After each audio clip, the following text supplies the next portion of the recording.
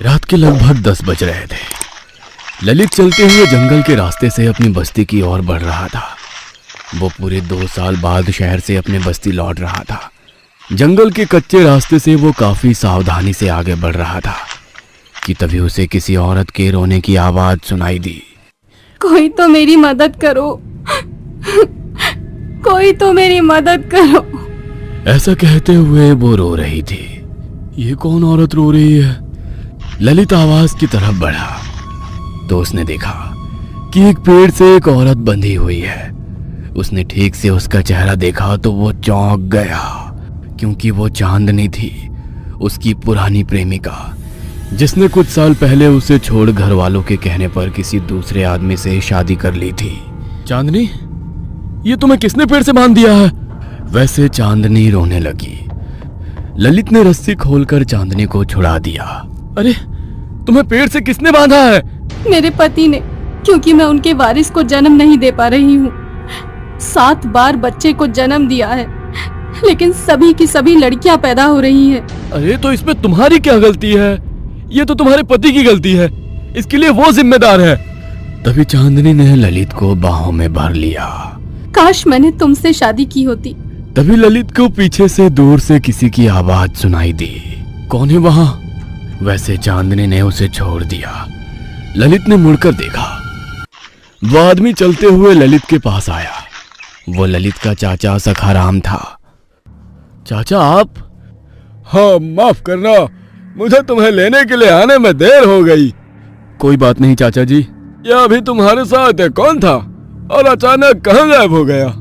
ये सुन ललित ने मुड़कर देखा तो वहां चांदनी नहीं थी। पता नहीं चांदनी कहाँ गई। क्या? चांदनी तुम्हारी पुरानी प्रेमिका? हाँ, वही थी। उसके पति ने उसे पेड़ से बांधा था क्योंकि वो लड़का पैदा नहीं कर सकी।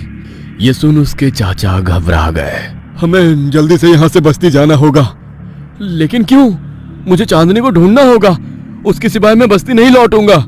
अबे मूर्ख, वो चांदनी नहीं थी। आओ मेरे साथ, तुम्हें कुछ दिखाता हूँ। चाचा ललित को थोड़ी दूर ले जाते हैं। वहां पहुंचते ही ललित ने देखा कि चांदनी की लाश एक पेड़ से बंधी हुई है और किसी ने उसके शरीर का मांस खाया है। ये देख ललित रो पड़ा। लेकिन ये कैसे हुआ? पंचों ने चांदनी को जख्मी करके पेड़ से बांधने की सजा दी ताकि रात में जंगली कुत्ते इसे चीर फाड़ कर खा जाएं। क्योंकि चांदनी एक बदचलन औरत थी, उसका गांव के 2-3 मर्दों के साथ चक्कर था।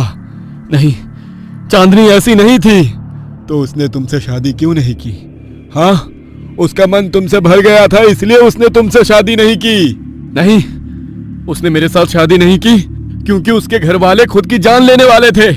देखो बेटा, वो कुछ भी हो, लेकिन अब चांदनी मारी जा चुकी है और जिसे तुमने कुछ देर पहले देखा वो छलावा थी, एक स्त्री छलावा, जो रात में जंगल से जाने वाले प्रवासी मर्दों को साथ में रात बिताने का झांसा देकर तालाब के किनारे ले जाती है और उन्हें डुबो कर मार डालती है।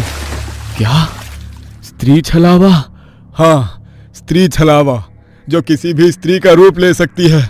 लेकिन ये स्त्री छलावा इस जंगल में आया कैसे?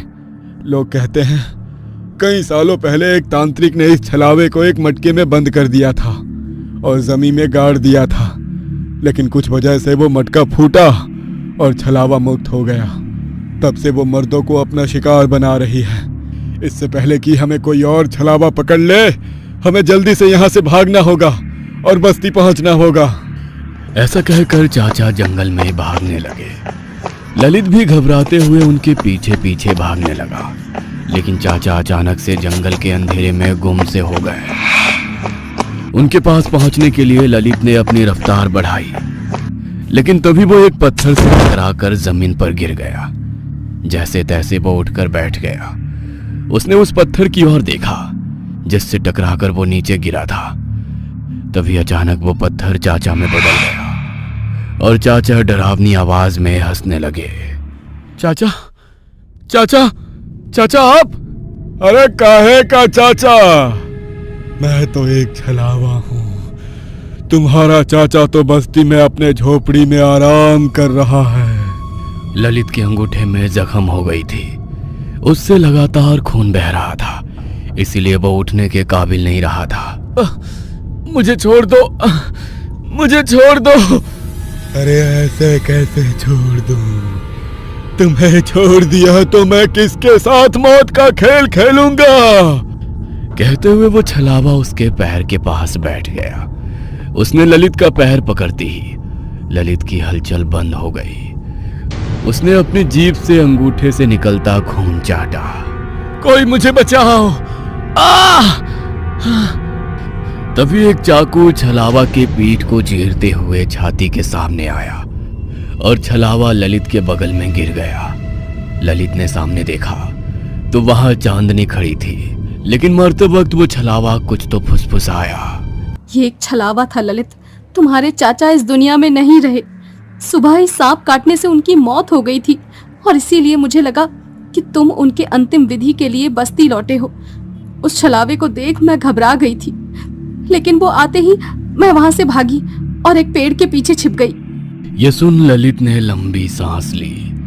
वो छलावा मरकर धुआं हो गया। ललित अपनी जगह से उठ गया। तुम जिंदा हो चांदनी?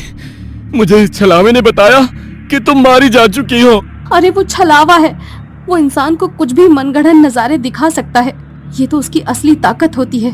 रात काफी हो गई है, हमें बस्ती लौट जाना चाहिए। अगर मैं बस्ती लौटी तो मेरा पति मुझे मार डालेगा। मैं बस्ती नहीं लौट सकती। तो हम क्या करें? यहाँ जंगल में हम सुरक्षित नहीं हैं। हमें और कोई भी छलावा पकड़ सकता है। मुझे पता है, लेकिन हम छलावों से बच सकते हैं।